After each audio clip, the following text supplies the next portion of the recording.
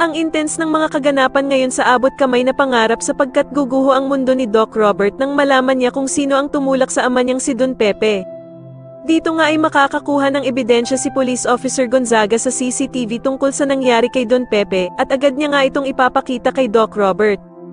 Samantala ay napakahusay nga naman talaga ni Don Pepe umacting dahil sa pinaglolo ko lang pala niya itong si Zoe na hindi siya nito idadamay at pati na din ang ina nitong si Moira sa pagsumbong niya sa mga pulis.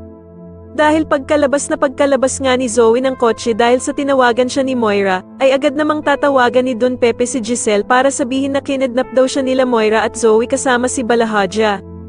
Ngunit wala namang kaalam-alam si Don Pepe na nasa tabi na pala niya si Zoe at tahimik na nakikinig sa mga sinasabi niya sa cellphone niya. At dito nga ay galit na galit si Zoe nang malaman niyang niloloko lang pala siya ng lolo Pepe niya kaya naman ay agad siyang gagawa ng paraan para patahimikin ito. Kaya naman ay galit na galit si Don Pepe nang agawin ni Zoe ang cellphone niya at dito nga ay ipapamukha niya kay Zoe na si Annalyn lamang daw ang tunay nitong apo at siya naman daw ay isa lamang manloloko at hindi siya tunay na tanyag.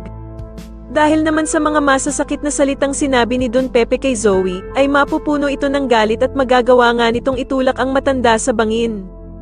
Agad namang mahuhulog si Don Pepe sa bangin at dito nga ay biglang matatauhan si Zoe sa kanyang nagawa kaya naman ay mag-iiyak ito. Samantala ay tatawagan naman ni Zoe ang ama niyang si Doc Carlos at nanginginig na sasabihin nga nito na hindi niya daw sinasadya ang ginawa niya kay Don Pepe. Tatanungin naman ni Doc Carlos si Zoe kung ano ba daw ang ginawa nito kay Don Pepe. Sa kabilang banda naman ay mare-recover naman ang katawan nitong si Don Pepe na walang malay.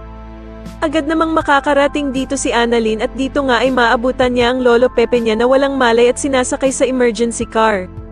Sa tingin niyo magawa pa kayang mabuhay ni Don Pepe matapos siyang itulak ni Zoe sa bangin? Mas lalo na nga talagang nagiging exciting ang mga susunod na kaganapan kaya naman ay mas lalo pa nating abangan ang mas lalong gumigandang abot kamay na pangarap. Maraming salamat po sa inyong panonood at sana po ay masubscribe niyo ako. Maraming salamat po.